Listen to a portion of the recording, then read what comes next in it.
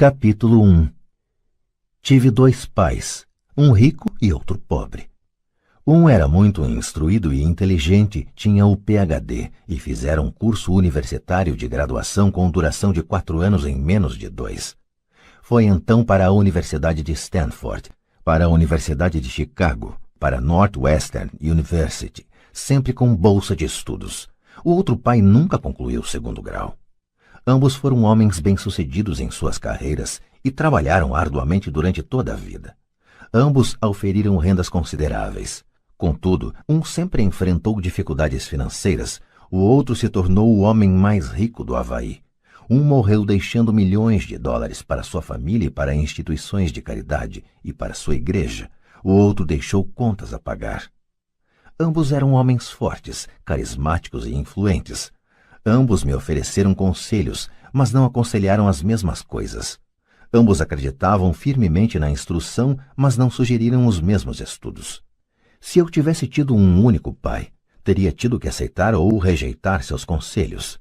Tendo 2, tive a escolha entre pontos de vista contrastantes, a visão de um homem rico e a visão de um homem pobre. Em vez de aceitar ou rejeitar simplesmente um desses pontos de vista, me descobri pensando mais, comparando-os e escolhendo por mim mesmo. O problema é que o homem rico ainda não era rico e o homem pobre ainda não era pobre. Ambos estavam no início de suas carreiras e lutavam por dinheiro e pela família. Mas tinham ideias muito diferentes sobre dinheiro. Por exemplo, um dos pais dizia: o amor ao dinheiro é a raiz de todo mal. O outro: a falta de dinheiro é a raiz de todo mal. Quando garoto, a influência de 2 pais, ambos homens fortes, era uma situação complicada. Eu queria ser um bom filho e ouvia, mas os 2 pais não falavam a mesma língua. O contraste entre suas ideias, especialmente no que se referia ao dinheiro, era tão extremo que eu ficava curioso e intrigado. Comecei a pensar profundamente sobre o que cada um deles dizia. Muito do meu tempo era gasto refletindo, fazendo-me perguntas como por que ele fala isso, a respeito das afirmações dos pais. Teria sido muito mais simples falar: sim, ele está certo, concordo com isso. Ou simplesmente rejeitar o ponto de vista dizendo: o velho não sabe do que está falando. Porém, tendo 2 pais que eu amava, fui forçado a pensar e escolher um dos caminhos por mim mesmo. Esse processo de escolher por mim mesmo se mostrou muito valioso no longo prazo. Não se tratou simplesmente da aceitação ou da rejeição de um único ponto de vista. Uma das razões pelas quais os ricos ficam mais ricos, os pobres mais pobres e a classe média luta com as dívidas é que o assunto dinheiro não é ensinado nem em casa nem na escola. Muitos de nós aprendemos sobre dinheiro com nossos pais. O que pode dizer um pai pobre a respeito do dinheiro para seu filho? Ele diz simplesmente: fique na escola e estude muito. O filho pode se formar com ótimas notas, mas com uma programação financeira e uma mentalidade de pessoa pobre. Isso foi aprendido pelo filho em sua tenra idade. O dinheiro não é ensinado nas escolas. As escolas se concentram nas habilidades acadêmicas e profissionais, mas não nas habilidades financeiras. Isso explica por que médicos, gerentes de banco e contadores inteligentes que tiveram ótimas notas quando estudantes terão problemas financeiros durante toda a sua vida. Nossa impressionante dívida nacional se deve, em boa medida, a políticos e funcionários públicos muito instruídos que tomam decisões financeiras com pouco ou nenhum treinamento na área do dinheiro. Muitas vezes penso no novo milênio e imagino o que acontecerá quando houver milhões de pessoas precisando de assistência financeira e médica. Eles se tornarão dependentes do apoio financeiro de suas famílias ou do governo. O que acontecerá quando o Medicare e a Seguridade Social ficarem sem dinheiro? Como uma nação sobreviverá se ensinar sobre dinheiro continuar sendo tarefa dos pais, cuja maioria será ou já é pobre? Como tive 2 pais a me influenciar, aprendi com ambos. Tive que refletir sobre os conselhos de cada um deles e, ao fazê-lo, percebi o poder e o impacto dos nossos pensamentos sobre nossa própria vida. Por exemplo, um pai costumava falar: não dá para comprar isso. O outro proibia o uso dessas palavras, insistia em que eu falasse: o que posso fazer para comprar isso? Num caso temos uma afirmação, no outro uma pergunta. Um deixa você sem alternativa, o outro obriga você a refletir. Meu pai, que logo ficaria rico, explicava que ao falar automaticamente não dá para comprar isso, seu cérebro para de trabalhar. Ao perguntar o que posso fazer para comprar isso, você mantém seu cérebro trabalhando. Ele não estava dizendo que comprasse tudo o que desejasse. Ele incentivava fanaticamente que exercitasse minha mente, o computador mais poderoso do mundo. Meu cérebro fica mais forte a cada dia porque eu o exercito. Quanto mais forte fica, mais dinheiro ganho. Ele acreditava que repetir mecanicamente não dá para comprar isso era um sinal de preguiça mental. Embora ambos os pais trabalhassem com afinco, observei que um deles tinha o hábito de pôr seu cérebro a dormir quando o assunto era dinheiro, e o outro tinha o costume de exercitar seu cérebro. O resultado era que ao longo do tempo um dos pais ficava mais forte financeiramente e o outro enfraquecia. Isso não é muito diferente do que ocorre quando uma pessoa faz exercícios físicos regulares enquanto a outra senta no sofá e fica assistindo à televisão. O exercício físico adequado aumenta suas chances de ter boa saúde e o exercício mental adequado aumenta suas chances de ficar rico. A preguiça reduz tanto a saúde quanto a riqueza. Meus dois pais tinham atitudes mentais diferentes. Um acreditava que os ricos deviam pagar mais impostos para atender os menos afortunados. O outro dizia: os impostos punem os que produzem e recompensam os que não produzem. Um dos pais recomendava: estude arduamente para poder trabalhar em uma boa empresa. O outro falava: estude arduamente para poder comprar uma boa empresa. Um dos pais dizia: não sou rico porque tenho filhos. O outro: tenho que ser rico por causa de vocês, meus filhos. Um incentivava as conversas sobre dinheiro e negócios na hora de jantar. O outro proibia que se falasse do assunto durante as refeições. Um dizia: em questões de dinheiro seja cuidadoso, não se arrisque. O outro: aprenda a administrar o risco. Um recomendava: nossa casa é nosso maior investimento e nosso maior patrimônio. O outro: minha casa é uma dívida e se sua casa for seu maior investimento, você terá problemas. Ambos os pais pagavam suas contas no prazo, mas um deles pagava suas contas em primeiro lugar, enquanto o outro as deixava para a última hora. Um deles acreditava que a empresa ou o governo deveria cuidar de você e de suas necessidades. Estava sempre preocupado com aumentos salariais, planos de aposentadoria, benefícios médicos, licenças de saúde, férias e outros benefícios. Ele ficava impressionado com dois de seus tios que foram para o exército e se aposentaram com vários benefícios após 20 anos de serviço ativo. Ele adorava a ideia de assistência médica e serviços de reembolso de alimentos que os militares ofereciam a seus aposentados. Ele também se empolgava com as cátedras vitalícias do sistema universitário. A ideia de estabilidade no emprego e benefícios trabalhistas lhe parecia às vezes mais importante do que o próprio emprego. Dizia frequentemente: trabalhei muito para o governo, mereço essas mordomias. O outro pai acreditava na total autossuficiência financeira.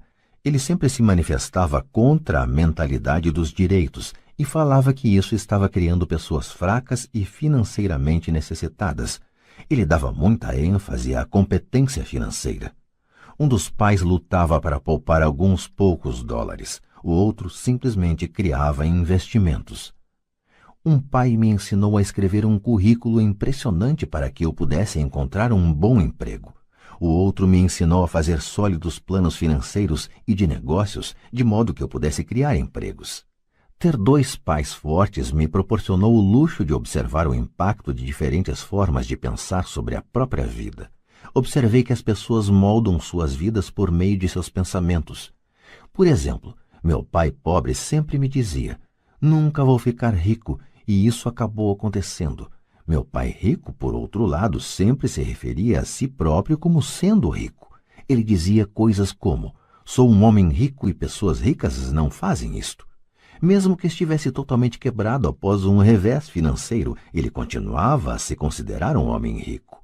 Ele se justificava dizendo: há uma diferença entre ser pobre e estar quebrado. Estar quebrado é algo temporário, ser pobre é algo eterno.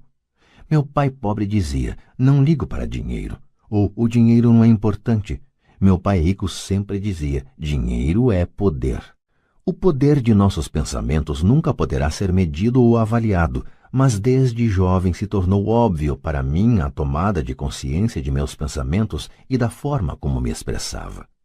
Observei que meu pai pobre não era pobre por causa do dinheiro que ganhava, que era bastante, mas por causa de seus pensamentos e ações. Quando garoto, tendo 2 pais, me tornei consciente de que deveria ser cuidadoso com os pensamentos que decidisse adotar como meus. A quem ouviria? A meu pai rico ou a meu pai pobre? Embora ambos tivessem um enorme respeito pela educação e pelo aprendizado, eles discordavam quanto ao que era importante aprender. Um queria que eu estudasse arduamente, me formasse e conseguisse um bom emprego para trabalhar pelo dinheiro.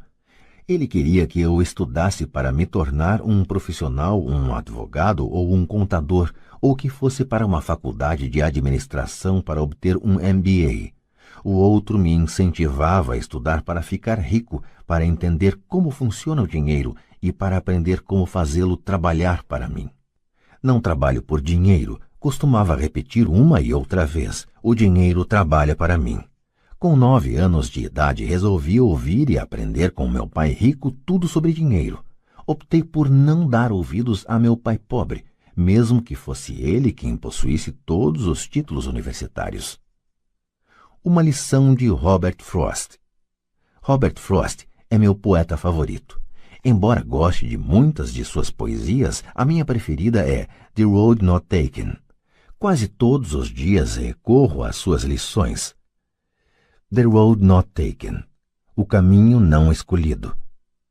Num bosque amarelo, 2 caminhos se separavam, e lamentando não poder seguir os 2, e sendo apenas um viajante, fiquei muito tempo parado, e olhei para um deles tão distante quanto pude, até onde se perdia na mata.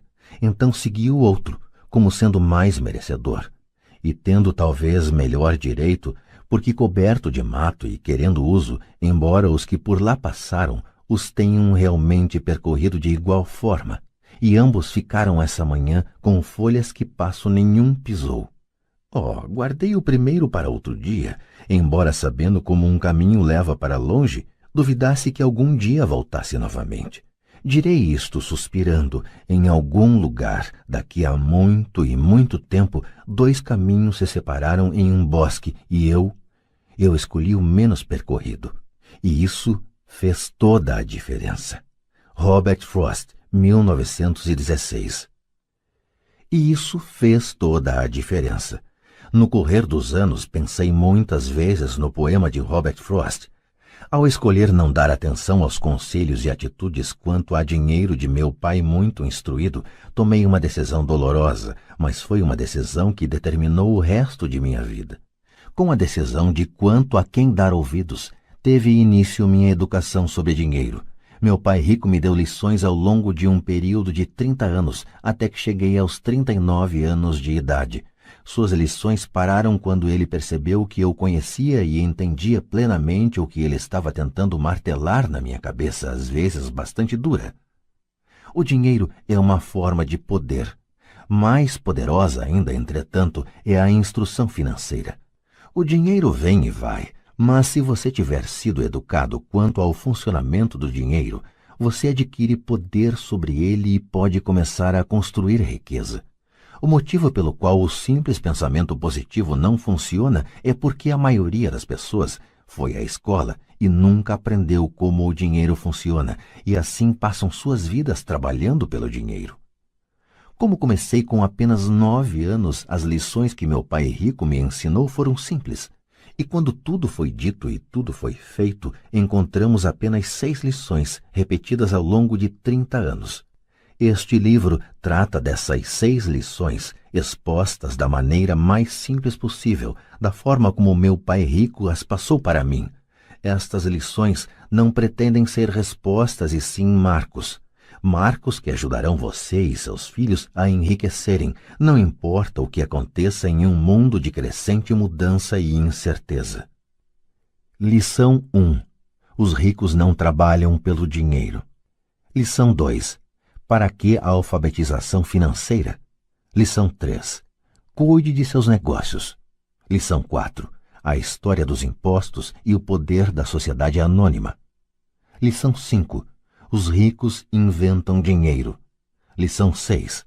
Trabalhe para aprender, não trabalhe pelo dinheiro. Capítulo 2. Lição 1.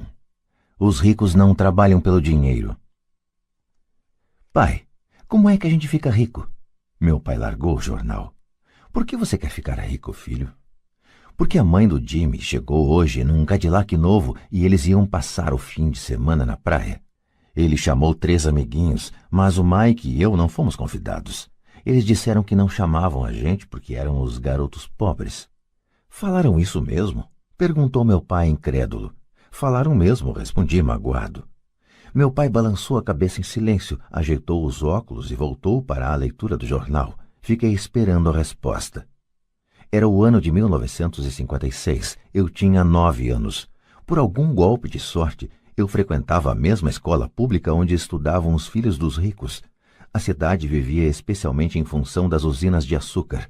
Os gerentes das usinas e outras pessoas influentes da cidade, como médicos, proprietários de estabelecimentos comerciais e gerentes de bancos, matriculavam seus filhos nessa escola. Terminando o 1º grau, estes iam em geral para colégios particulares. Eu fazia parte desta escola porque minha família morava num lado da rua.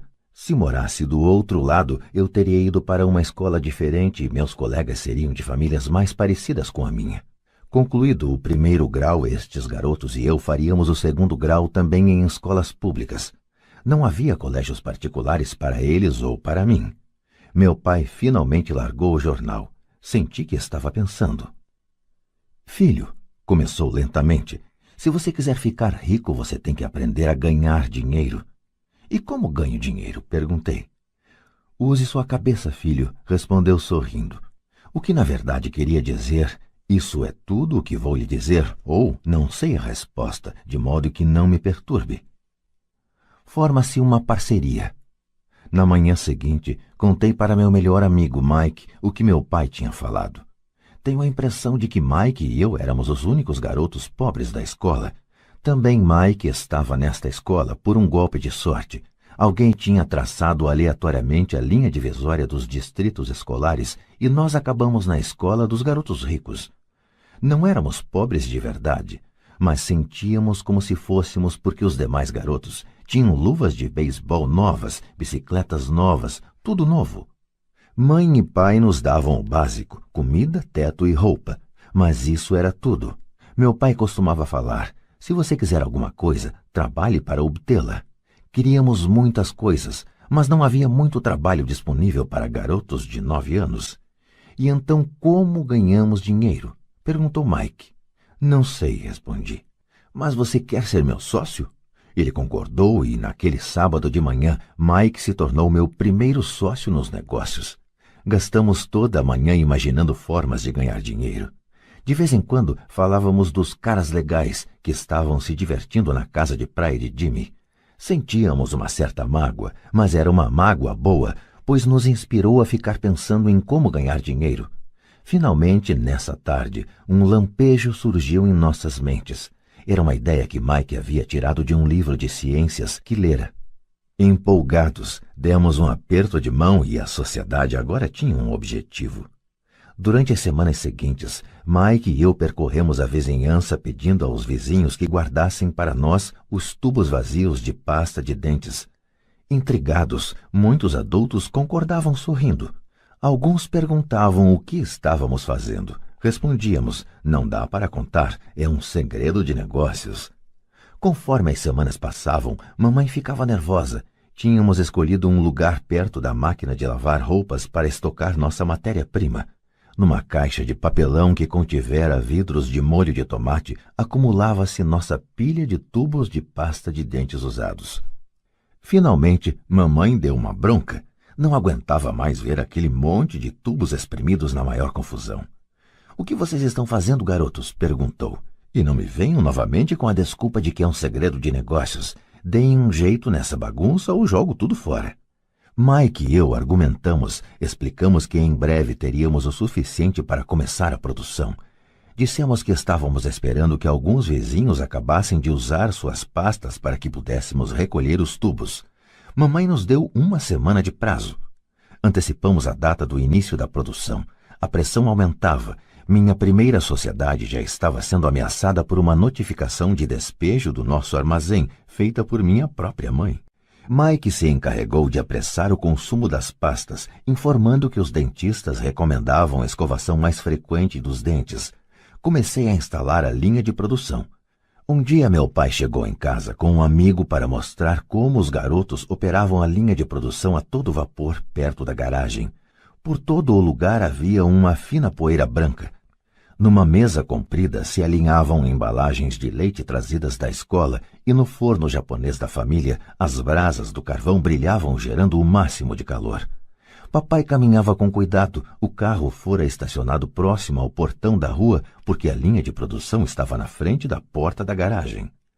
Quando ele e seu amigo se aproximaram, viram uma vasilha de aço em cima das brasas e dentro dela os tubos de pasta de dentes derretiam. Naquela época não havia tubos de pasta de dentes de plástico, eles eram de chumbo. Por isso, depois que a pintura queimava, os tubos dentro da vasilha derretiam até ficarem líquidos. Com a ajuda do pegador de panela da mamãe, nós despejávamos o chumbo derretido através de um pequeno furo nas embalagens de leite, que estavam recheadas de gesso. O pó branco do gesso, que ainda não fora misturado à água, estava por toda parte. Com a pressa tínhamos derrubado o saco de gesso e parecia que toda a área fora atingida por uma nevasca. As embalagens de leite vazias serviam para fazer moldes de gesso. Meu pai e seu amigo nos observavam enquanto vertíamos o chumbo derretido num pequeno buraco no topo de um cubo de gesso. Cuidado, disse meu pai. Fiz que sim com a cabeça sem olhar para cima.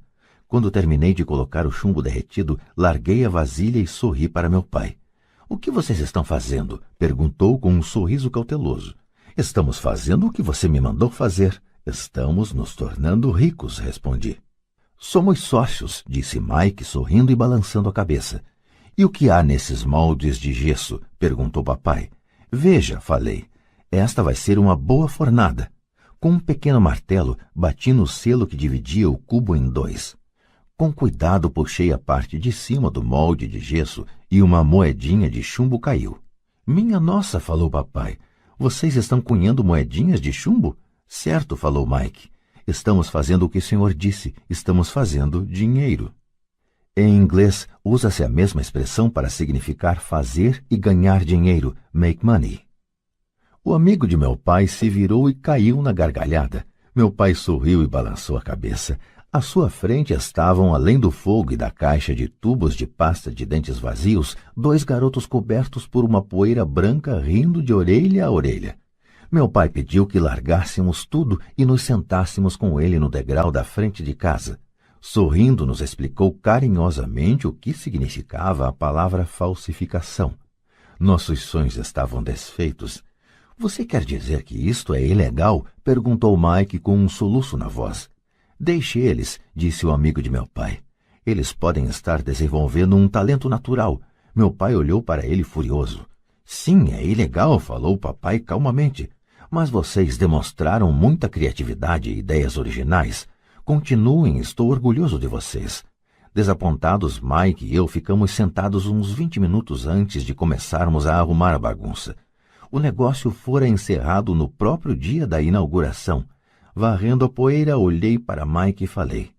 Acho que Jimmy e os amigos dele estavam certos. Somos pobres. Quando falei isso, meu pai já estava saindo. Garotos, falou, vocês só serão pobres se desistirem.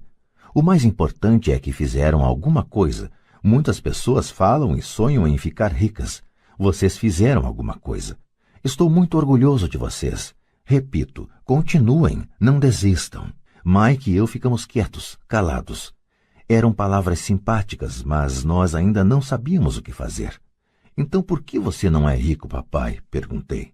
Porque resolvi ser professor. Os professores não estão muito preocupados em ficar ricos. Nós gostamos de ensinar. Gostaria de poder ajudar vocês, mas na verdade não sei como ganhar dinheiro. Mike e eu voltamos à arrumação. Falou meu pai, se vocês querem aprender como enriquecer, não perguntem para mim. Falem com seu pai, Mike. Meu pai? Perguntou Mike, surpreso. Sim, seu pai, repetiu papai com um sorriso. Seu pai e eu temos conta no mesmo banco e o gerente está encantado com seu pai. Ele me disse várias vezes que seu pai é brilhante quando se trata de ganhar dinheiro. Meu pai? Repetiu Mike incrédulo. Então por que não temos uma casa bonita, um carrão como os garotos ricos da escola?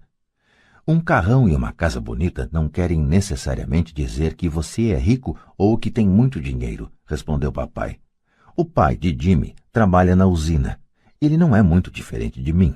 Ele trabalha para uma empresa e eu trabalho para o governo. A empresa compra o carro para ele. Se a usina tiver problemas financeiros, o pai de Jimmy pode acabar sem nada. Seu pai é diferente, Mike. Ele parece estar construindo um império e desconfio que em alguns anos ele será um homem muito rico. Ao ouvir isso, Mike e eu nos empolgamos novamente. Mais dispostos, limpamos a confusão provocada por nosso defunto negócio. Enquanto limpávamos, fazíamos planos sobre quando e onde falar com o pai de Mike. O problema é que o pai de Mike trabalhava muito e às vezes chegava muito tarde em casa. Ele era dono de armazéns, de uma empresa de construção, de uma cadeia de lojas e de 3 restaurantes. Eram os restaurantes que o faziam voltar para casa tarde. Acabada a limpeza, Mike se despediu. Ele iria falar com seu pai à noite e perguntar se este queria nos ensinar a ficar ricos. Mike prometeu me ligar assim que tivesse uma resposta, mesmo que fosse tarde. Às 20h30 tocou o telefone. Ok, falei. Sábado que vem, e desliguei. O pai de Mike concordara em conversar conosco. Às 7h30 de sábado, peguei o ônibus para o lado pobre da cidade. Começam as lições. Vou pagar a vocês 10 centavos por hora. Mesmo pelos padrões de remuneração vigentes em 1956, era pouco.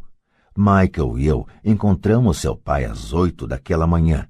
Ele estava ocupado e trabalhando há mais de 1 hora. Seu supervisor de construções já estava saindo na caminhonete quando entrei naquele lar simples, pequeno, arrumado. Mike me esperava na porta. Papai está no telefone e ele falou para esperar na varanda dos fundos, disse Mike ao abrir a porta.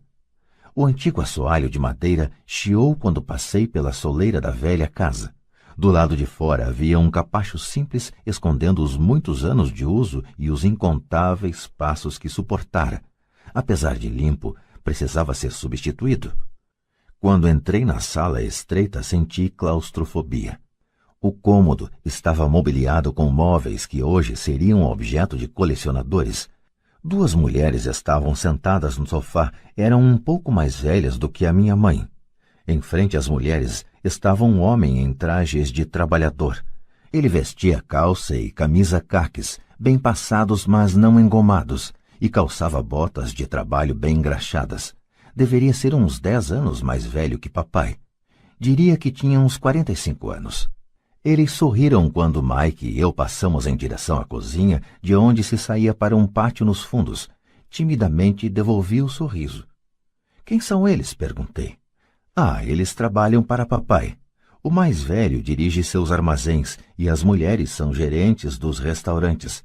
E você já viu o supervisor das construções, que está trabalhando em um projeto rodoviário a uns 80 quilômetros daqui.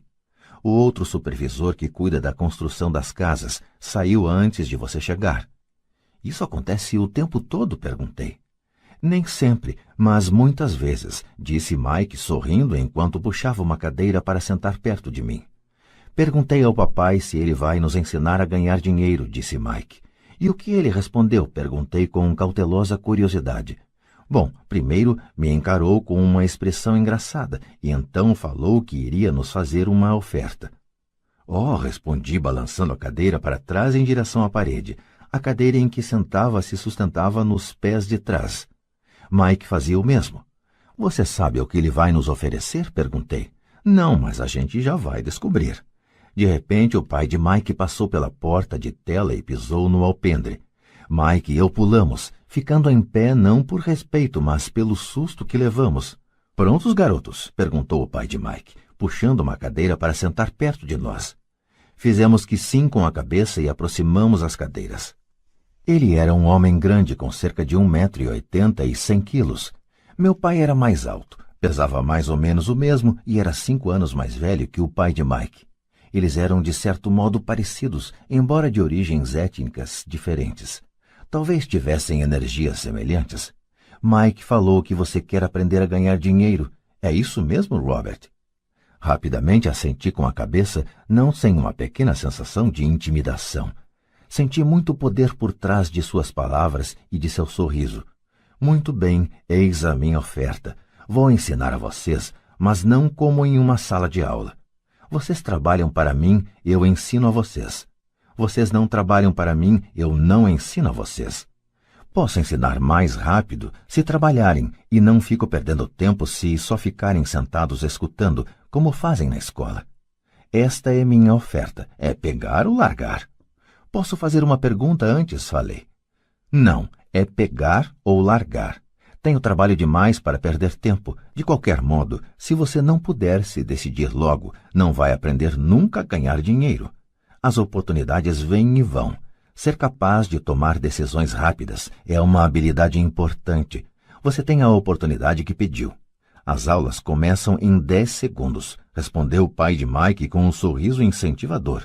Topo, respondi. Topo, respondeu Mike. Bom, falou o pai de Mike.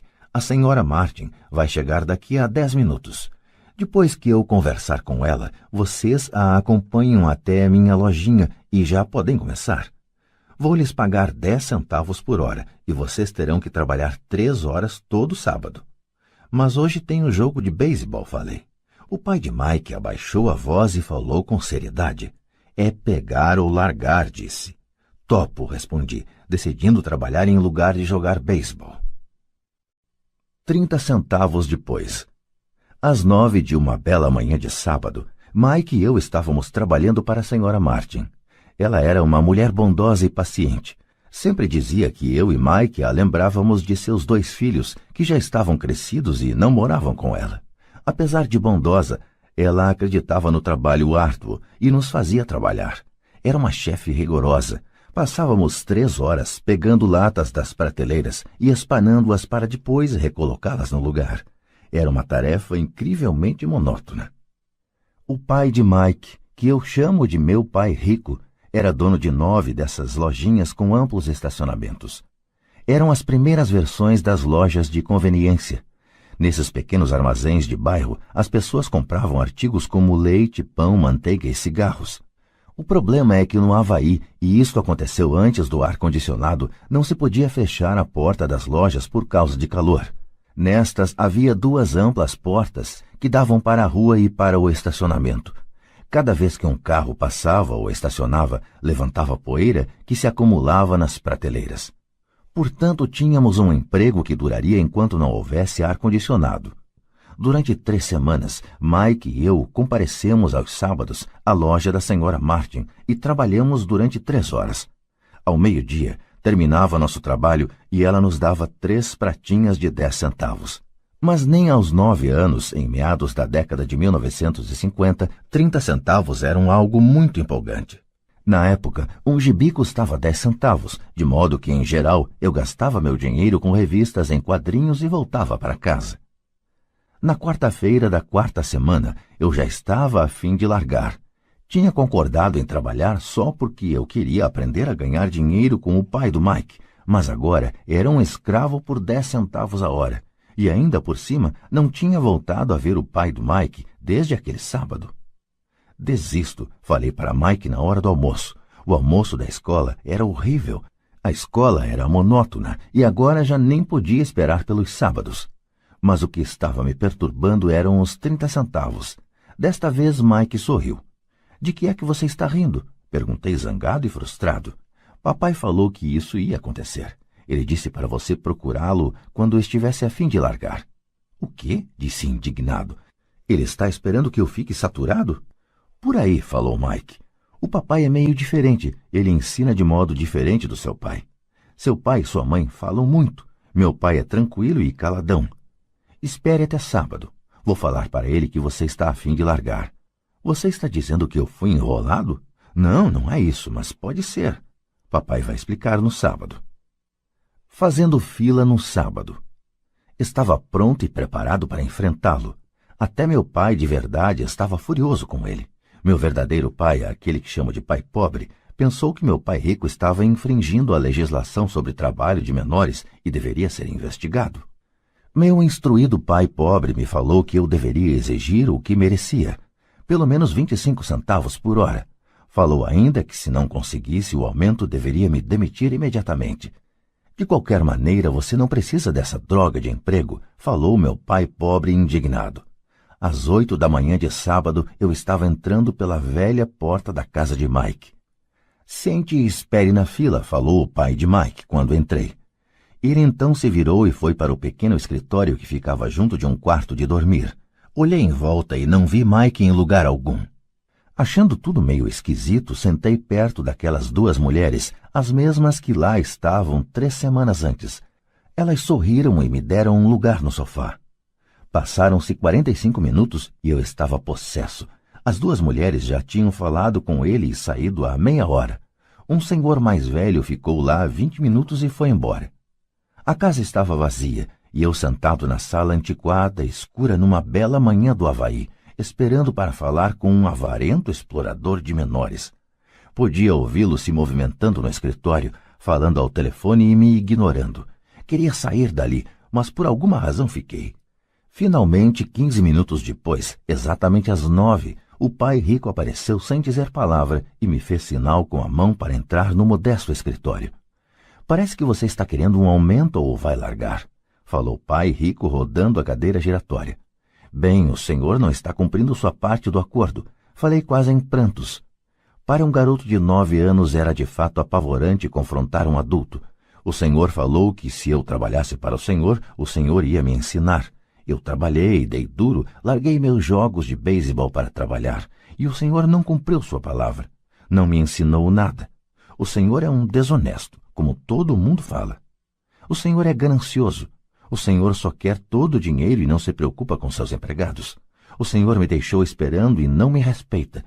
Eu sou apenas um garoto e mereço ser tratado melhor. De sua cadeira giratória, as mãos no queixo, o pai rico me fitava. Parecia que estava me estudando. Nada mal, falou. Em menos de 1 mês você já se parece com a maioria dos meus empregados. O quê? Exclamei. Como não entendia o que ele estava falando, continuei reclamando. Pensei que o senhor ia cumprir sua parte do acordo e me ensinar. Em lugar disso, o senhor quer me torturar? Isso é cruel, muito cruel. Estou lhe ensinando, falou calmamente o pai rico. O que o senhor me ensinou? Nada, repliquei furioso. Nem falou comigo depois que eu aceitei trabalhar por uma merreca, 10 centavos por hora. Eu devia denunciar o senhor ao governo. Existem leis sobre o trabalho infantil, o senhor sabe disso. Meu pai trabalha para o governo. Uau, disse pai rico. Agora você parece com a maioria das pessoas que trabalharam para mim, pessoas que eu mandei embora ou que se demitiram. O que o senhor tem a me dizer? Questionei, sentindo-me muito corajoso para um moleque. O senhor mentiu para mim. Trabalhei e o senhor não manteve sua palavra. Não me ensinou nada. E como você sabe que não lhe ensinei nada? Perguntou calmamente pai rico. Bom, o senhor nunca falou comigo. Trabalhei 3 semanas e o senhor não me ensinou nada, disse com cara de zangado. Ensinar quer dizer falar ou dar uma aula? Perguntou o pai rico. Sim, lógico, respondi. É assim que a escola ensina, ele disse sorrindo. Mas não é assim que a vida ensina você, e eu diria que a vida é o melhor dos mestres. Na maioria das vezes a vida não fala com você. É mais como se ela lhe desse um empurrão. Cada empurrão é a vida dizendo, acorde, quero que aprenda alguma coisa. Do que este cara está falando, pensei com meus botões. A vida me empurrando era a vida falando comigo. Agora tinha certeza que deveria largar o emprego. Eu estava falando com alguém que não regulava bem. Se você aprender as lições da vida, você vai se dar bem. Senão, a vida vai continuar dando trancos em você. Alguns apenas deixam a vida continuar batendo neles. Outros ficam zangados e batem de volta. mas eles batem no patrão ou no emprego, no marido ou na mulher. Eles não sabem que é a vida que está batendo. Eu não tinha a menor ideia do que ele estava falando. A vida bate em todos nós. Alguns desistem, outros lutam. Alguns aprendem a lição e seguem em frente. Eles recebem satisfeitos os trancos da vida. Para estes, isto quer dizer que precisam e querem aprender alguma coisa. Eles aprendem e prosseguem em frente. A maioria desiste e uns poucos, como você, lutam. Pai Rico ficou em pé e fechou a velha janela de madeira que precisava de conserto. Continuou. Se você aprender esta lição, você se tornará um jovem sábio, rico e feliz. Se você não aprender, passará a vida culpando um emprego, um baixo salário ou seu chefe pelos seus problemas. Passará sua vida esperando por um golpe de sorte que resolva seus problemas de dinheiro. Pai Rico olhou para mim a fim de verificar se eu ainda estava ouvindo. Seus olhos encontraram os meus. Estabeleceu-se uma comunicação entre nossos olhares. Finalmente me afastei ao perceber que tinha assimilado esta última mensagem. Sabia que ele estava certo. Eu o estava culpando e eu tinha pedido para aprender. Eu estava lutando. Pai Rico continuou. Se for o tipo de pessoa que não tem garra, desistirá toda vez que a vida bater em você. Se for uma pessoa assim, passará sua vida buscando segurança, fazendo as coisas certas, esperando por algo que nunca vai acontecer. E então morrerá como um velho rabugento. Terá um monte de amigos que gostam de você, porque é um cara trabalhador. Você passa a vida na rotina fazendo as coisas certas, mas a verdade é que a vida o leva à submissão. No fundo, você tem pavor de se arriscar. Queria, na verdade, vencer, mas o medo de perder é maior do que o entusiasmo da vitória. No íntimo, só você saberá que não foi atrás disso. Você escolheu a segurança. Nossos olhos voltaram a se encontrar. Por 10 segundos, ficamos nos encarando, e só depois que a mensagem foi recebida, nossos olhos se afastaram. O senhor estava me empurrando? Perguntei. Algumas pessoas achariam isso. Sorriu Pai Rico. Eu diria que apenas lhe mostrei o gostinho da vida. Que gostinho da vida? Respondi ainda zangado, mas agora curioso. Pronto até para aprender. Vocês dois garotos foram as primeiras pessoas na vida que me pediram para lhes ensinar a ganhar dinheiro. Tenho mais de 150 empregados e nenhum deles me perguntou o que eu sei sobre dinheiro. Eles me pedem um emprego e um salário, mas nunca que lhes ensine sobre dinheiro. De modo que a maioria deles passará os melhores anos de suas vidas trabalhando pelo dinheiro, sem entender realmente para que é que eles estão trabalhando. Eu estava ouvindo atentamente. Assim, quando Mike falou que você queria aprender como ganhar dinheiro, resolvi planejar um curso que se aproximasse da vida real. Eu poderia falar horas, mas você não escutaria nada. Portanto, resolvi deixar que a vida batesse um pouco em você para que pudesse me escutar. É por isso que só pago 10 centavos. E qual é a lição que aprendi trabalhando por 10 centavos a hora? Perguntei. Que você é mesquinho e explora seus empregados? Pai Rico se inclinou para trás e soltou uma gargalhada. Finalmente, quando parou de rir, falou. É melhor que você mude seu ponto de vista. Pare de culpar-me pensando que eu sou o problema. Se você pensa que eu sou o problema, então terá que me modificar.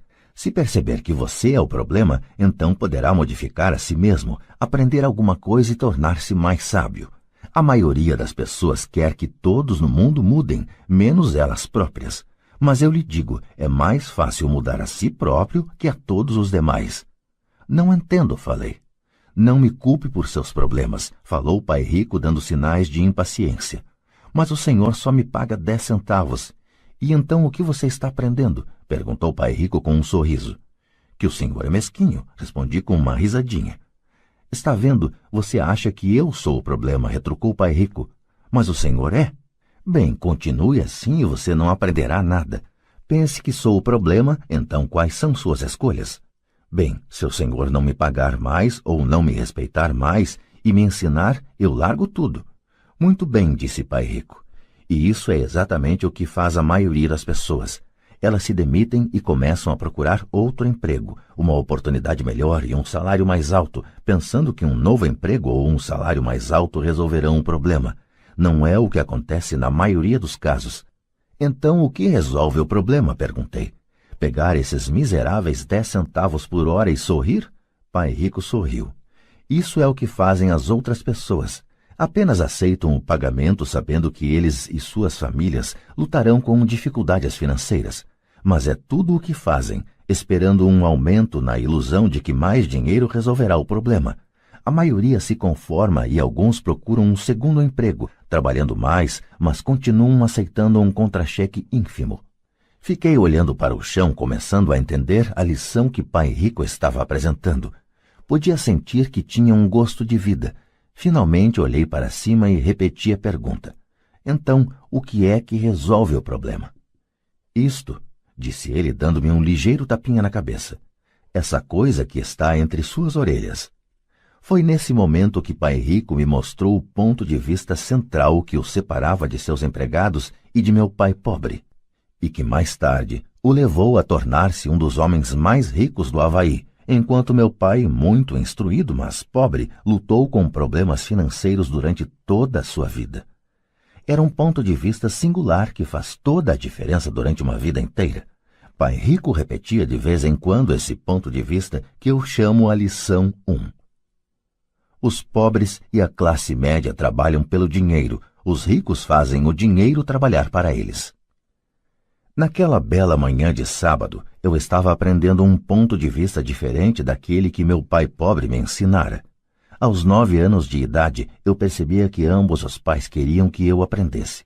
Ambos me incentivavam a estudar, mas não as mesmas coisas. Meu pai, muito instruído, recomendava que fizesse o que ele fizera.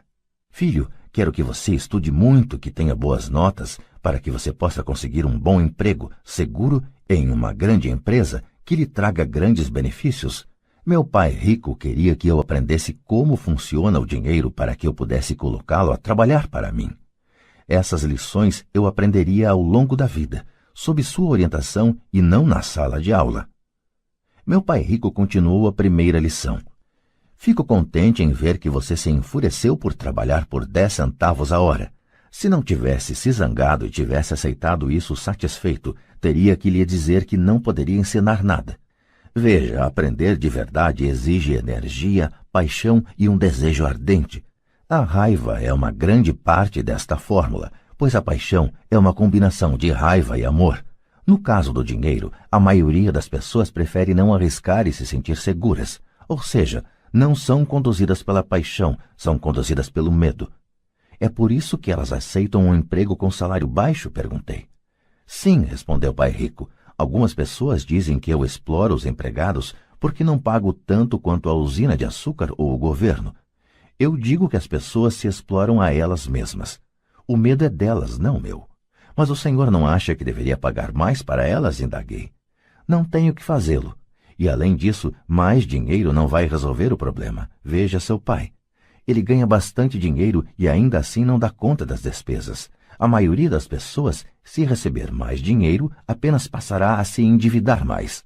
Daí os 10 centavos por hora, eu disse rindo. É parte da lição. Certo, sorriu Pai Rico.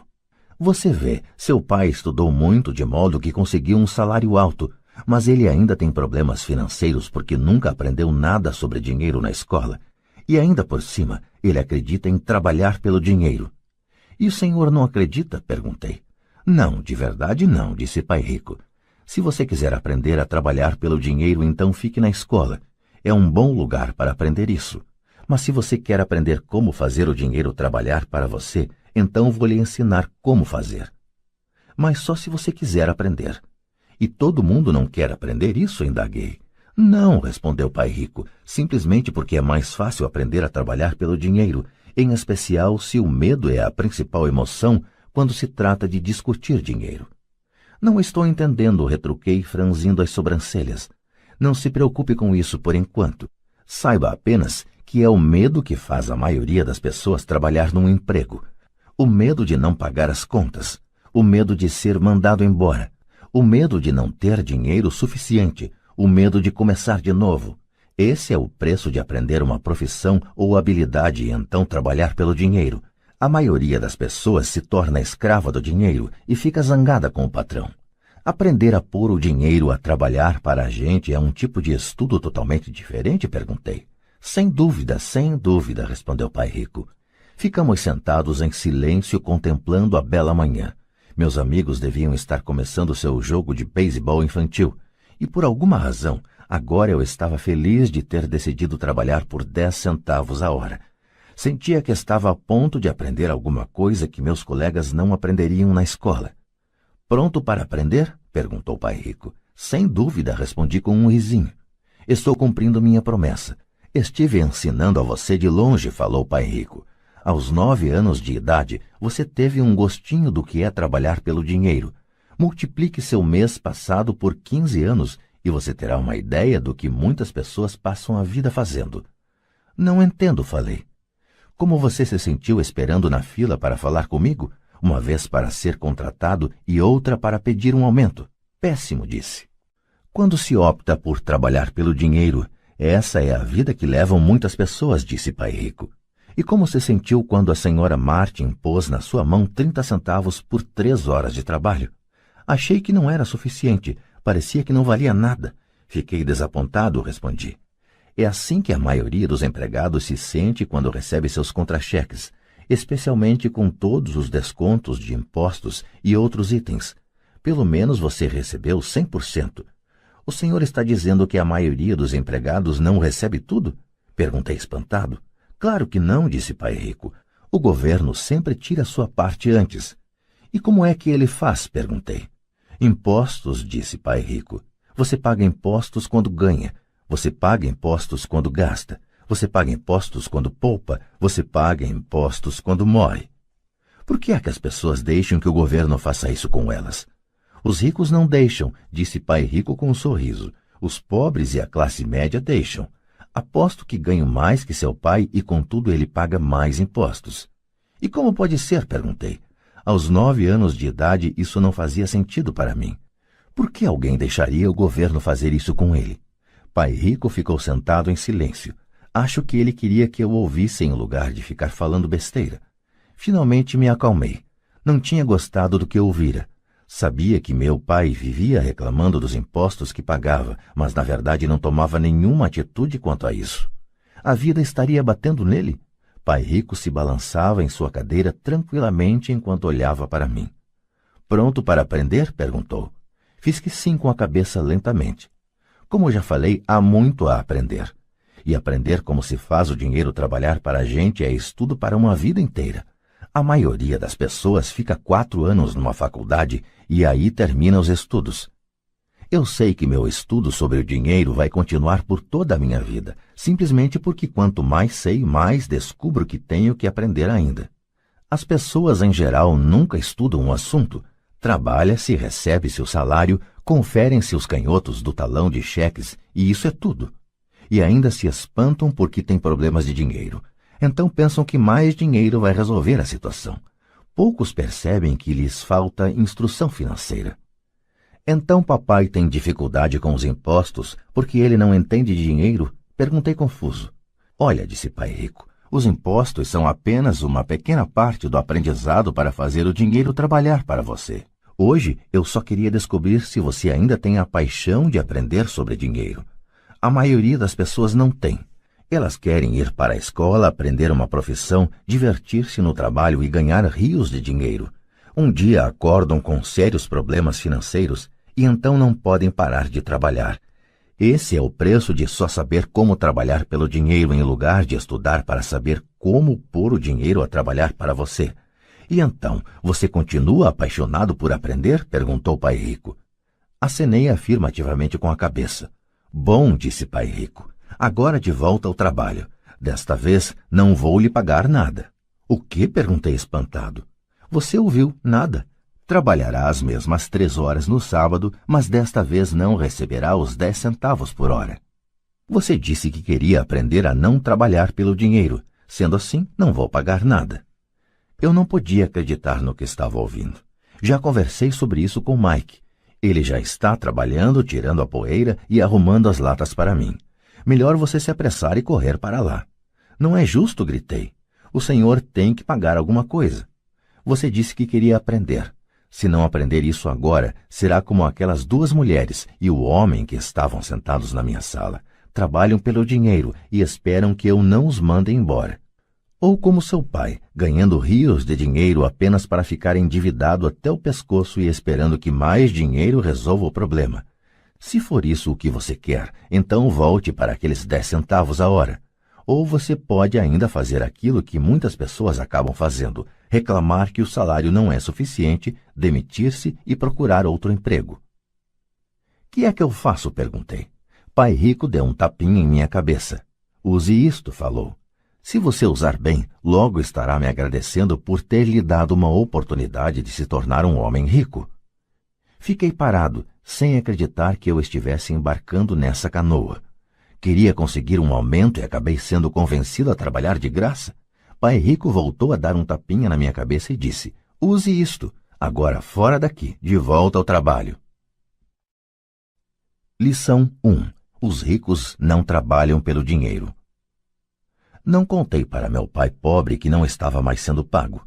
Ele não teria entendido e eu não queria tentar explicar algo que eu próprio ainda não estava entendendo. Durante 3 semanas, Mike e eu trabalhamos 3 horas todo sábado sem ganhar nada. O trabalho não me preocupava e a rotina se tornou mais fácil. O que me deixava danado era perder os jogos de beisebol e não poder comprar os gibis. Na 3ª semana, por volta do meio-dia, apareceu o Pai Rico. Ouvimos seu caminhão chegar ao estacionamento e fazer um barulhão quando o motor foi desligado. Ele entrou na loja e cumprimentou a senhora Martin com um abraço. Depois de verificar como a loja estava indo, ele abriu o freezer dos sorvetes, pegou 2 picolés, pagou e chamou a mim e a Mike. Vamos dar uma voltinha, moçada. Atravessamos a rua e fomos para um amplo gramado onde alguns adultos estavam jogando beisebol. Sentado em uma mesa de piquenique afastada, ele deu os picolés para mim e para o Mike. Como as coisas estão indo, garotos? Ok, respondeu Mike. Concordei com ele. Aprenderam alguma coisa? Perguntou o Pai Rico. Mike e eu olhamos um para o outro, levantamos os ombros e balançamos a cabeça em uníssono, evitando uma das maiores armadilhas da vida.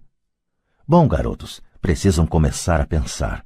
Vocês estão observando uma das maiores lições de vida. Se aprenderem a lição, terão uma vida de grande liberdade e segurança. Se não aprenderem, acabarão como a senhora Martin e a maioria das pessoas que jogam beisebol aqui no parque.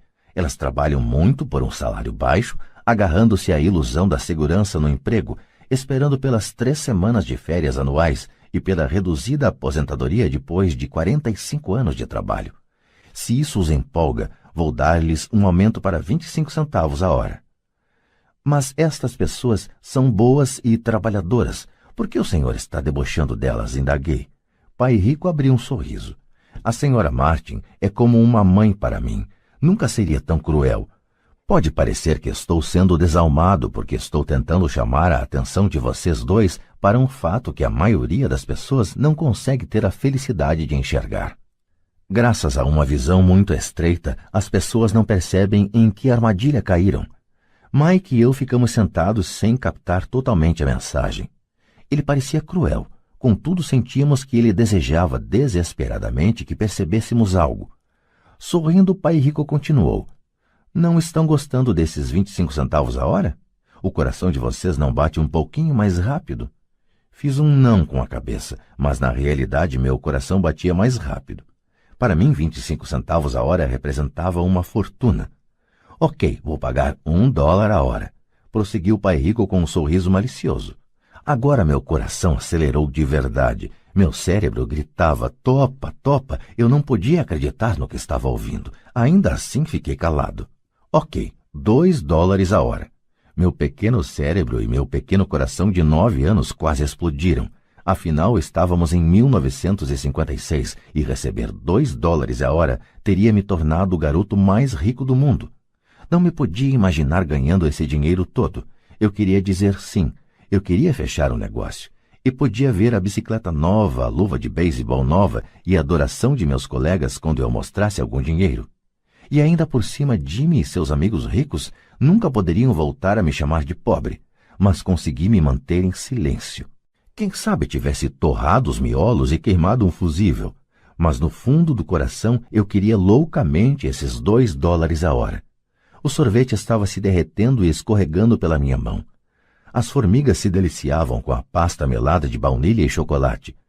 Pai Rico olhava para dois garotos que o olhavam de volta embasbacados.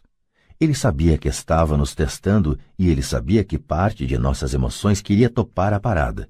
Sabia que todo ser humano tem uma parte fraca e necessitada de suas almas que pode ser comprada. E sabia que todo ser humano também tinha uma parte da alma que era forte e que jamais se deixaria comprar. A questão era saber qual prevaleceria. Ele tinha testado milhares de almas ao longo de sua vida. Ele testava almas toda vez que entrevistava um candidato a emprego. Ok, $5 a hora. De repente fez-se um silêncio dentro de mim. Alguma coisa tinha mudado. A oferta era grande demais e se tornara ridícula. Nem muitos adultos ganhavam $5 por hora em 1956. A tentação se esvaiu e a calma se instalou. Lentamente me virei para a esquerda para olhar Mike. Ele devolveu meu olhar. A parte de minha alma que era fraca e necessitada estava silenciada. A parte que não se vendia estava à frente. Então uma calma e uma certeza sobre o dinheiro invadiram meu cérebro e minha alma. Sabia que Mike também chegara a esse ponto. Muito bem, disse Pai Rico suavemente. A maioria das pessoas tem um preço. E tem um preço por causa de duas emoções humanas, o medo e a ambição. Primeiro, o medo de não ter dinheiro as leva a trabalhar arduamente, e quando recebem o contra-cheque, a ambição ou o desejo as leva a pensar nas coisas maravilhosas que podem ser compradas. Então se define o padrão. Que padrão? Perguntei. Acordar, ir para o trabalho, pagar contas, acordar, ir para o trabalho, pagar contas. Suas vidas, então, são conduzidas sempre por duas emoções, medo e ambição. Ofereça-lhes mais dinheiro e elas continuarão o ciclo, aumentando também as despesas. É isso que chamo de corrida dos ratos. E há outro jeito? Perguntou Mike. Sim, disse Pai Rico, mas poucas pessoas o descobrem. E qual é esse jeito? Perguntou Mike. É o que espero que vocês descubram enquanto trabalham e estudam comigo. É por isso que acabei com todas as formas de pagamento. Alguma dica? Perguntou Mike. Estamos um pouco cansados de trabalhar muito, especialmente sem receber. Bem, o primeiro passo é falar a verdade, disse Pai Rico. Nós não mentimos, falei. Não disse que estavam mentindo, disse para falar a verdade, retrucou Pai Rico. A verdade sobre o quê? Perguntei. Sobre como estão se sentindo, respondeu Pai Rico. Vocês não precisam falar para mais ninguém, só para vocês mesmos. O senhor está dizendo que as pessoas que estão no parque, as pessoas que trabalham para o senhor, a senhora Martin, não fazem isso? Perguntei. Duvido, disse Pai Rico. Elas têm medo de ficar sem dinheiro. Em lugar de enfrentar o medo, elas reagem em vez de pensar. Elas reagem emocionalmente em lugar de usar suas cabeças, disse Pai Rico batendo nas nossas cabeças. Então elas se veem com alguns dólares na mão e novamente as emoções da alegria e do desejo e da ambição se apossam delas e novamente reagem em vez de pensar. São suas emoções que pensam por elas, falou Mike. Certo, falou Pai Rico. Em vez de falar a verdade sobre como se sentem, elas reagem a seus sentimentos e não pensam. Elas sentem o medo, vão para o trabalho esperando que o trabalho acalme esse medo, mas não é isso que acontece. Esse medo antigo as assombra. E elas voltam ao trabalho, esperando novamente que o dinheiro acalme seu medo, e novamente nada. O medo as leva a essa armadilha de trabalhar, ganhar dinheiro, trabalhar, ganhar dinheiro, esperando que o medo vá embora. Mas a cada dia elas acordam, e o velho medo acorda com elas. Para milhões de pessoas, esse velho medo as mantém acordadas de noite, perturbando-as com ansiedade e preocupação. De modo que se levantam e vão para o trabalho esperando que o contra-cheque mate esse medo que lhes rói a alma. O dinheiro conduz suas vidas e elas se recusam a aceitar essa verdade. O dinheiro controla suas emoções e, consequentemente, suas almas. Pai Rico ficou sentado, quieto, deixando que assimilássemos suas palavras. Mike e eu havíamos escutado o que ele disse, mas da verdade não entendemos o que ele falou. Eu só sabia que muitas vezes ficava pensando em por que os adultos corriam para o trabalho. Não parecia ser algo muito divertido e eles não aparentavam estar muito felizes, mas alguma coisa os impelia a correr para o trabalho. Percebendo que tínhamos absorvido o que era possível de suas palavras, Pai Rico falou: "E quero que vocês, garotos, evitem essa armadilha. É isso que quero ensinar a vocês. Não apenas a ser rico, porque ser rico não resolve o problema." "Não resolve?" perguntei surpreso. Não, não resolve. Deixem-me falar desta outra emoção, que é o desejo. Alguns a chamam de ganância, mas eu prefiro desejo. É perfeitamente normal querer coisas melhores, mais bonitas, mais divertidas ou empolgantes. Portanto, as pessoas também trabalham por dinheiro por causa do desejo. Elas desejam o dinheiro pela alegria que acreditam o dinheiro pode comprar.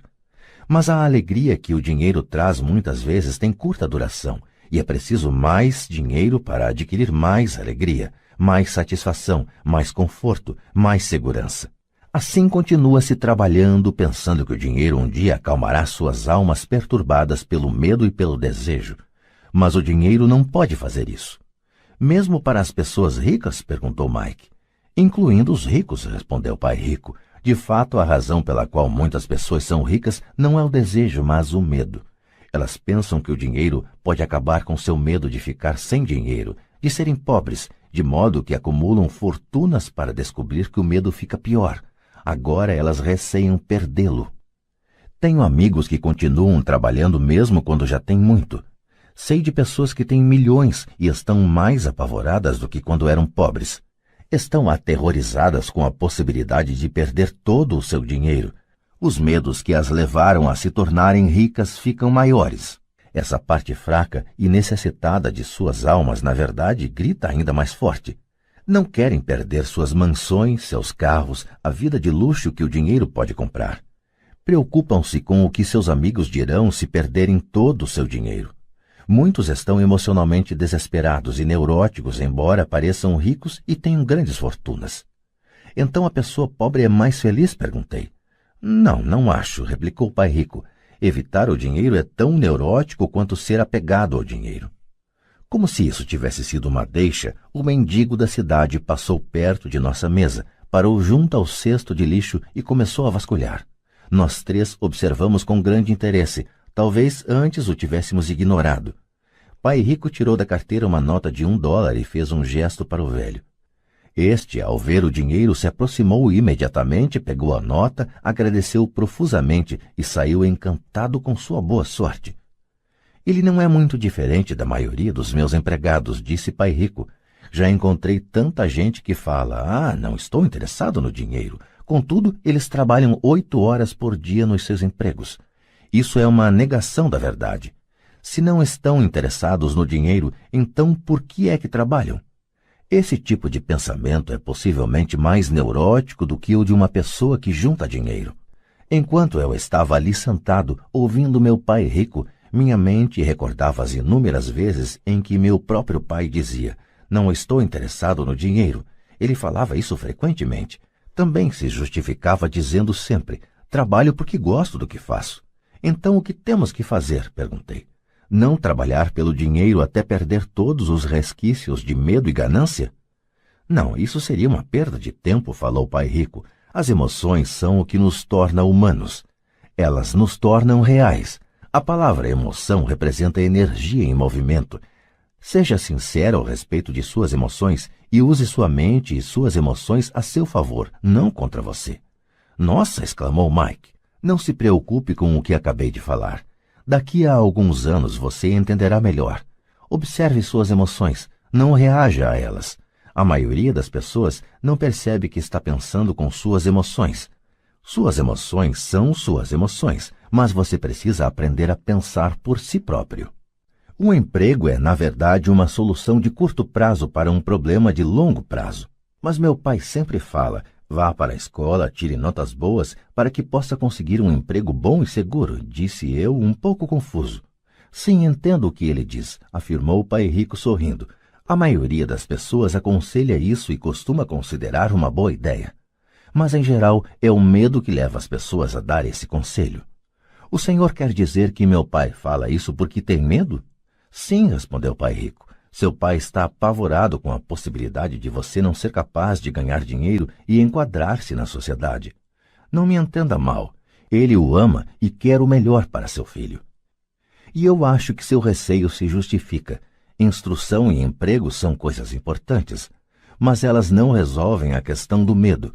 Veja, é esse mesmo medo que o faz levantar todas as manhãs para ganhar alguns dólares e o que o leva a preocupar-se tanto com que você vá para a escola. E o senhor aconselha o quê? Perguntei. Quero ensinar a vocês o domínio sobre o poder do dinheiro, a não ter medo dele. E isso não é ensinado na escola. Se não aprenderem isso, se tornarão escravos do dinheiro. Começava finalmente a fazer sentido. Ele queria abrir nossos horizontes, mostrar-nos o que a senhora Martin não via, o que seus empregados não viam, ou, por falar nisso, o que meu pai não via.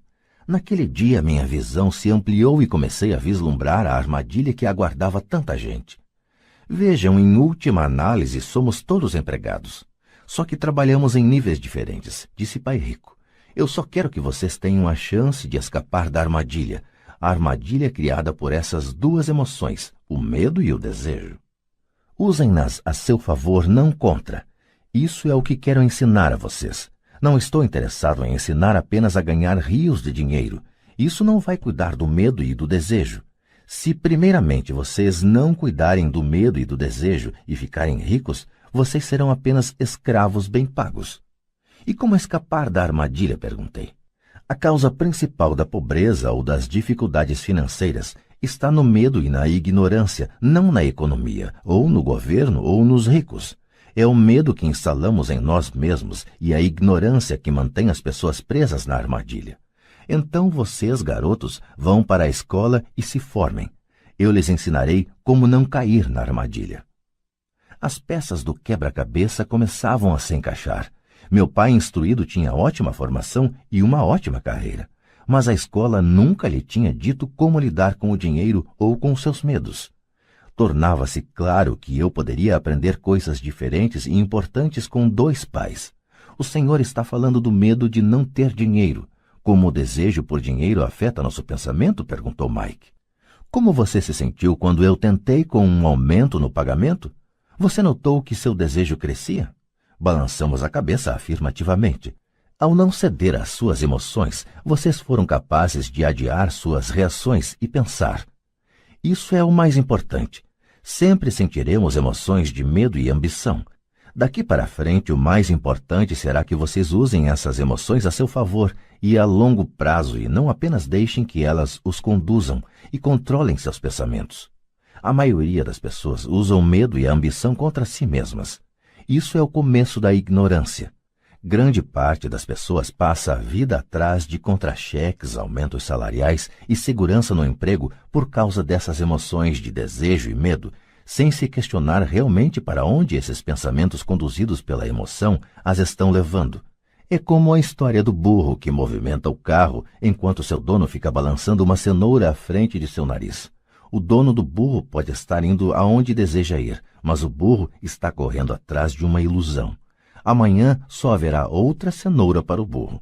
O senhor quer dizer que no momento em que eu imaginei a nova luva de beisebol, os doces e os brinquedos, isso era como a cenoura para o burro? Perguntou Mike. Isso mesmo. E quando você crescer, os brinquedos serão mais caros. Um carro novo, uma lancha e uma casa grande para impressionar seus amigos, disse Pai Rico com um sorriso. O medo empurra para fora da porta e o desejo o atrai, fazendo com que vocês vão de encontro ao rochedo. Esta é a armadilha. E qual é a resposta? Perguntou Mike. O que aumenta o medo e o desejo é a ignorância. É por isso que as pessoas ricas com muito dinheiro muitas vezes têm mais medo à medida que ficam mais ricas. O dinheiro é a cenoura, a ilusão. Se o burro pudesse entender todo o contexto, ele poderia pensar duas vezes antes de sair correndo atrás da cenoura. Pai Rico passou a explicar que a vida humana é uma luta entre a ignorância e o esclarecimento. Explicou que ao deixarmos de buscar informação e conhecimento sobre nós mesmos, instala-se a ignorância. A luta é uma decisão feita momento a momento, de aprender a abrir ou fechar a própria mente. Veja, a escola é muito, muito importante. Vocês vão à escola para aprender uma habilidade ou uma profissão e poder se tornar um membro útil da sociedade. Cada cultura necessita de professores, médicos, artistas, cozinheiros, homens de negócios, policiais, bombeiros, soldados. A escola os treina de modo que nossa cultura possa florescer, disse Pai Rico. Infelizmente, para muita gente, a escola é o fim e não o início. Fez-se um longo silêncio. Pai Rico sorria. Não entendi tudo o que ele disse naquele dia, mas como ocorre com a maioria dos grandes mestres cujas palavras continuam repercutindo por muitos anos, muitas vezes, até depois que se foram, suas palavras estão comigo até hoje. Hoje me mostrei um pouco cruel, disse Pai Rico. Cruel por um motivo. Queria que vocês sempre se lembrassem desta conversa. Quero que pensem sempre na senhora Martin. Quero que pensem sempre no burro. Não esqueçam nunca porque as duas emoções, medo e desejo, podem levá-los à maior armadilha da vida, se não tiverem consciência de que elas estão controlando seu pensamento. Passar a vida com medo, não explorando jamais seus sonhos, é cruel. Trabalhar arduamente por dinheiro, pensando que este comprará aquilo que lhes trará felicidade, é também cruel. Acordar no meio da noite apavorado com as contas a pagar é uma forma de vida horrível. Viver uma vida determinada pelo montante de seu contra-cheque não é realmente viver. Pensar que um emprego os fará sentir-se seguros é mentir para vocês mesmos. É cruel e é a armadilha que quero que evitem, se possível. Vi como o dinheiro conduz a vida das pessoas. Não deixem que isso aconteça com vocês. Por favor, não deixem o dinheiro dominar suas vidas. Uma bola de beisebol rolou para nossa mesa. Pai Rico a pegou e a lançou de volta. O que a ignorância tem a ver com a ambição e o medo? Perguntei. É a ignorância sobre o dinheiro que causa tanta ambição e tanto medo, disse Pai Rico. Vou dar alguns exemplos. Um médico querendo mais dinheiro para sustentar melhor sua família aumenta o preço de suas consultas. Isso prejudica principalmente os mais pobres, de modo que estes têm saúde pior do que aqueles que têm dinheiro. E continuou. Como os médicos aumentam suas consultas, os advogados também aumentam sua remuneração. Como a remuneração dos advogados aumentou, os professores querem um aumento, o que provoca um aumento dos impostos e assim por diante. Logo, logo, a disparidade entre ricos e pobres será tão grande que surgirá o caos e outra civilização entrará em colapso. As grandes civilizações entraram em colapso porque a distância entre os que têm e os que não têm era grande demais. Os Estados Unidos estão seguindo o mesmo caminho, provando mais uma vez que a história se repete, porque não aprendemos com ela. Só decoramos mecanicamente datas e nomes e não a lição. E os preços não aumentam? Perguntei. Não numa sociedade instruída, com um bom governo. Os preços, na verdade, deveriam cair. Naturalmente, isso às vezes só é verdadeiro na teoria. Os preços sobem devido ao medo e à ambição gerados pela ignorância. Se as escolas ensinassem as pessoas sobre o dinheiro, haveria mais dinheiro e preços mais baixos, mas as escolas estão preocupadas em ensinar as pessoas a trabalhar pelo dinheiro e não a controlar o poder do dinheiro. Mas não existem faculdades de administração? Perguntou Mike. O senhor não está incentivando que eu vá fazer meu mestrado em uma faculdade de administração? Sim, falou Pai Rico. Mas na maioria das vezes as faculdades de administração treinam empregados que são profissionais sofisticados. Que os céus não permitam que um contador domine uma empresa. Tudo o que eles fazem é olhar para os números, demitir gente e aniquilar o negócio. Sei disso porque contrato contadores. Tudo o que eles pensam é cortar custos e aumentar preços, o que causa mais problemas. A contabilidade é importante. Gostaria que mais gente a conhecesse, mas ao mesmo tempo ela não mostra tudo, acrescentou o Pai Rico furioso. Há uma solução? Perguntou Mike. Sim, disse Pai Rico. Aprenda a usar suas emoções para pensar e não pensar com suas emoções. Quando vocês, garotos, dominaram suas emoções, concordando em trabalhar de graça para mim, eu sabia que havia esperança. Quando novamente vocês resistiram às suas emoções quando os tentei com mais dinheiro, vocês estavam novamente aprendendo a pensar em vez de se renderem às emoções. Este é o primeiro passo. Por que esse primeiro passo é tão importante? Perguntei. Isso vocês terão de descobrir. Quero que vocês aprendam. Vou levá-los pelo caminho dos espinhos. É um lugar que quase todos evitam. Vou levá-los a esse lugar aonde a maioria das pessoas tem medo de ir. Se forem comigo, abandonarão a ideia de trabalhar por dinheiro e aprenderão a fazer o dinheiro trabalhar para vocês. E o que recebemos se formos com o Senhor? O que acontecerá se concordarmos em aprender com o Senhor? O que obteremos? Perguntei. O mesmo que irmão Coelho obteve, disse Pai Rico, libertação da boneca de piche. Referências a personagens de uma conhecida história infantil passada no sul dos Estados Unidos, Uncle Remus, 1881, de Joel C. Harris. Com base nela, Disney criou em 1946 o filme A Canção do Sul. A boneca de piche é usada pela raposa como isca para pegar e livrar-se de seu inimigo, o coelho. Há um caminho de espinhos? Perguntei. Sim, assentiu Pai Rico. O caminho de espinhos é nosso medo e nossa ambição.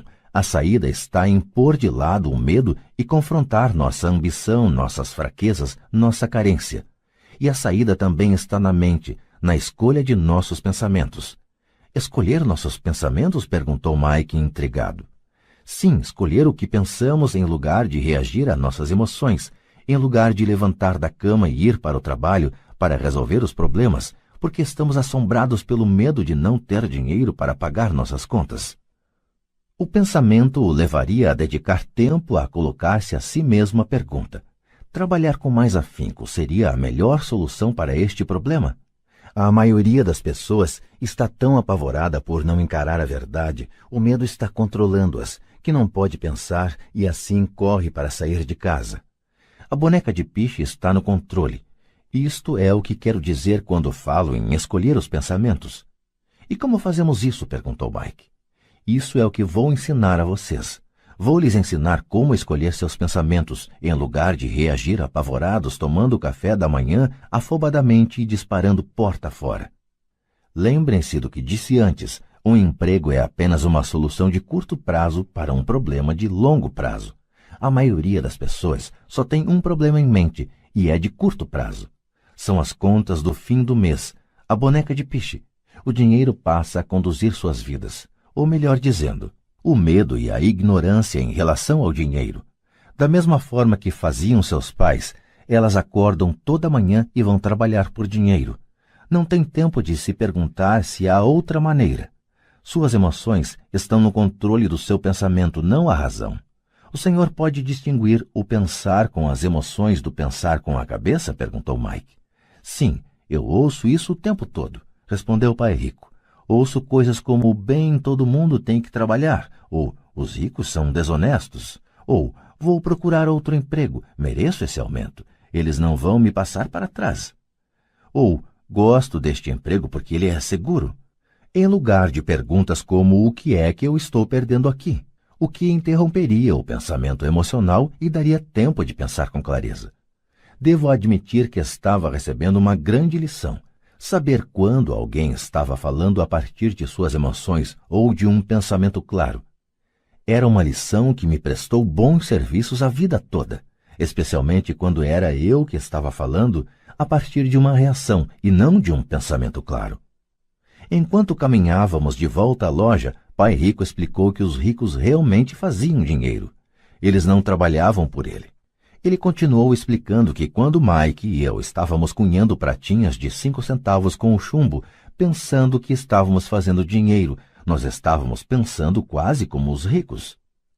O problema é que nós estávamos praticando um ato ilegal. Era legal quando o governo e os bancos faziam isso, mas não quando nós o fazíamos. Ele explicou que havia formas legais de fazer dinheiro e formas ilegais. Pai Rico continuou explicando que os ricos sabiam que o dinheiro era uma ilusão, como a cenoura para o burro. É em virtude do medo e da ambição que milhões de pessoas aceitam a ilusão de que o dinheiro é real. O dinheiro é uma ficção. Somente a ilusão de confiança e a ignorância das massas permitem que o castelo de cartas fique em pé. De fato, disse ele, de várias maneiras a cenoura do burro é mais valiosa do que o dinheiro. Ele falou do padrão ouro que vigorava nos Estados Unidos e que, na verdade, cada nota de dólar era um certificado de prata. O que o preocupava é que algum dia o país pudesse abandonar o padrão ouro e os dólares deixassem de ser certificado de prata. O que aconteceria, garotos, seria uma grande confusão. Os pobres, a classe média e os ignorantes teriam suas vidas arruinadas simplesmente porque continuariam acreditando que o dinheiro é real e que a empresa para a qual trabalham ou o governo cuidaria deles. Naquele dia não entendemos do que ele estava falando, mas com o correr dos anos isso passou a fazer cada vez mais sentido.